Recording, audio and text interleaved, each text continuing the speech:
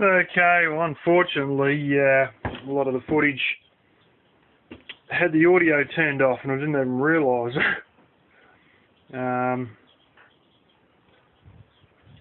Anyway, it's a bit of a stuff up because it was reasonably good, some of the stuff I had to show there. Things with work are bullshit. Certain things, there's a culture of bearing a problem, covering things up, ignoring it, or just sort of shutting up about it, and then whoever finds it, well, they may get blamed, or just try to, don't say anything and hope the blame gets passed to somebody else, and all this sort of stuff. There's at least two things that happened in the last week that I've got my butt kicked for, and one that I done, I'm certain I didn't do, and it's someone else trying to cover their butt. Another thing I picked up on, I should have checked earlier, blah, blah, and it should have been seen 2 days ago because it was dealt with 2 days ago, and it was a problem, Hell, it was a problem 2 weeks ago. And that was recorded that it was a problem, but nothing was done about it, and it just got worse. It's just crap.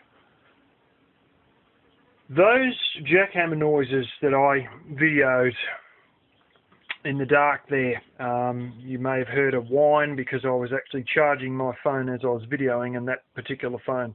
So I find out the audio whines when you charge it and film at the same time. But that was excavators working on some sort of foundations or something like that, with a jackhammer attachment, the hydraulic jackhammer, on the end of them. What's basically happened is they've spent weeks building all these foundations and stuff. In the last 2 weeks, and I did video it last week, but then I thought, it's an invasion of privacy, I can't really show it.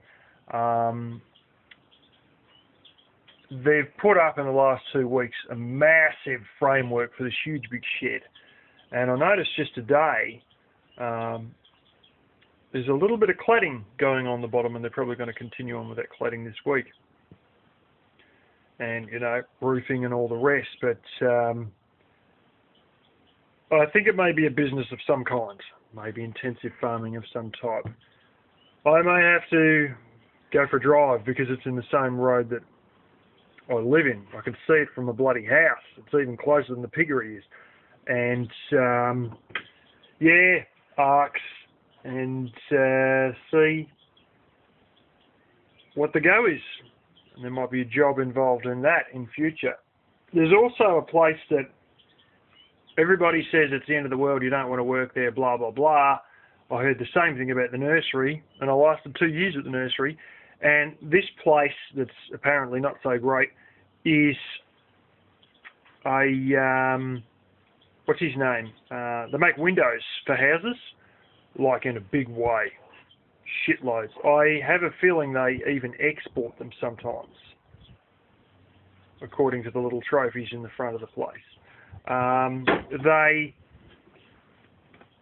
about 4 times I've gone for a job there. I mean, sometimes you just walk in and give me resume to them, and 3 of those 4 times they've actually rang me back, but it's been like a month after I've got another job, or 2 weeks or 6 weeks, something like that.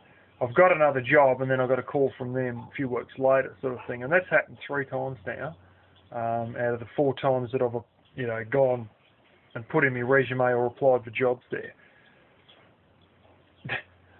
In one of the calls, they were very pleased that I knew how to use a cordless drill. Frickin' hell. So, but that's all. A lot of what you need to do is just use a cordless drill and a riveter, and an aluminium miter saw, and that's a lot of the work that's there. But I am considering going in and dropping a resume in there. It's another place that's really good. It's a bit of a drive, but it's basically another chicken abattoir. And the first one I went to, as I used to call it, the chicken processing plant. That's the smaller one, and there's a really big one.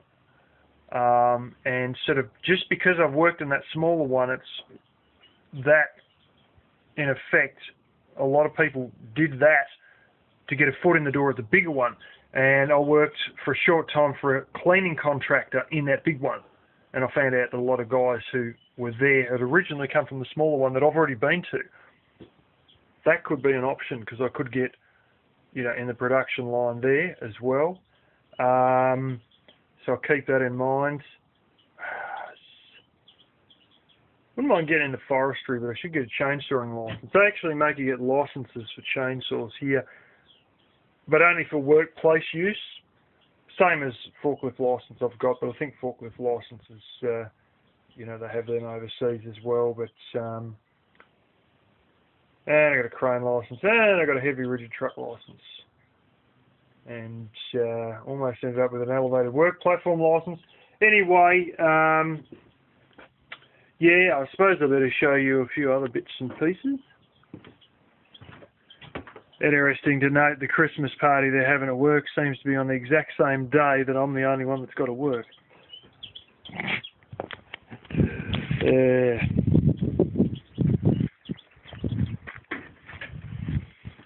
I'll tell you a little secret too. When the place first opened, Lesbian Boss only employed women because women are somehow better with pigs. Talk about equal opportunity, eh? Look at that. We're getting flowers on it. And that turns out that is shallot mustard. I was wondering that, and it actually is. It's starting to get eaten. That, you know, is basically your edible weed, and I notice someone right there. That would be your cabbage moth, white cabbage moth caterpillar. And we used to get those on thingos. If you're wondering what that is, that's lolly snakes and if you're French, you may know what that is. It's purslane. I have it come up here sometimes. At Boomeroo we used to have shitloads of it. I'm glad that these are all starting to get a few flowers on the tomatoes. We may actually get some bloody tomatoes. Haven't taken it too well in the heat, but there's a way I was shown for growing them in propagation trays to sort of harden them up to the heat. They deliberately let them wilt before they water them, and they sort of do that on and off. That was the way they used to do it at Boomeroo nurseries anyway. So yeah, these are starting to harden up to the heat a bit better. They really weren't heat tolerant before, but not much of a garden, I know, but yeah. Lemon-scented verbena, I thought I'd lost the bastard in winter. Died right back, and I stuck it here to sort of protect it from the sun with the grass here, and it's come back so well I can barely believe it. And there's the other one there. The mushroom herb did not make it. And in case you're wondering, neither did the stevia. Stevia only grows year-round in tropical areas.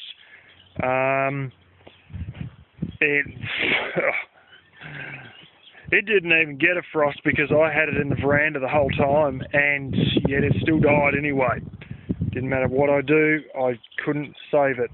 Aside from building a damn greenhouse or giving it some kind of heating, it's pretty typical that it does that in these areas, because it just cannot handle, not only not handle frost, it just can't handle the cold in general. And yeah, unfortunately the germination rate is bloody atrocious, and it's quite difficult to achieve a good germination at all with stevia. So I've looked into buying some seeds for that, but I don't know. I think I'll just go buy a bag of sugar and be done with it, you know what I'm saying? But anyway, oh yeah, I've been burning a bit of box thorn. I went and, oh, you probably might have seen the videos, done a few things up there. So I've been burning box sawn out of this stack on occasion, and I've got some more that I've got to bring up here, cut up, and you can probably see collapsed tree branches, and these are the ones out of the bloody wind, out of the almonds, and there's some others from the tree over there, which I'm sort of likely to slice up as well, but I want to try and get all these box thorn ones up that are down the hill, and I've got those two just the top edge of the hill, and then we'll go ahead and slice them up too. But aside from that, I wanted to show you this. I made a separate video, but I'll show you this right now while we're in sunlight. The other video wasn't terribly bright. These are starting to sort of ripen up or something. They're going red. I don't think they're that great. They're still a bit stiff. Most of them are still green, but we're getting a few red ones. So I'm going to have to hurry up with the whole dehydrator thingy. And I think that's about it. Okay, people. Well, unfortunately, the start of this week's footage is probably going to be a bit of a bust-up. Basically, that's due to me turning the audio off on my phone, as I do when I do any footage inside shops, to avoid any copyright issues with songs playing on the sound system of the shop. Now, regardless of any flagging, YouTube has the ability to scan these videos for any copyrighted music in and of itself, without anyone needing to flag for copyright. And anyway, I accidentally left the audio turned off and done my first day's footage with the audio turned off. Now, what basically happened is I lost the Chinaman's cap off my, wood heater flue, and, I don't really think it's really made for a wood heater. It seems to be made more for some sort of a propane heater or hot water system or whatever. But yeah, as a result, it is very thin and flimsy, ridiculously so. And I basically got it off and clipped it, all the flimsy little fingers, and made some new pieces to hold the Chinaman's cap. And you will probably be seeing a bit of that footage. The little solar system that I've got the 12 volt hot water, wood hot water system's 12 volt pump hooked to, that has been without a panel for a week or so, and I got up there and put the panel up there.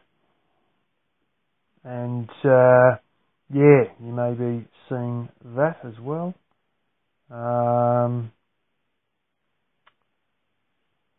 Unfortunately, my great explanations probably aren't going to be heard. There is another one that I've made, a little witch's hat thing previously, using the remains of a GM hubcap and the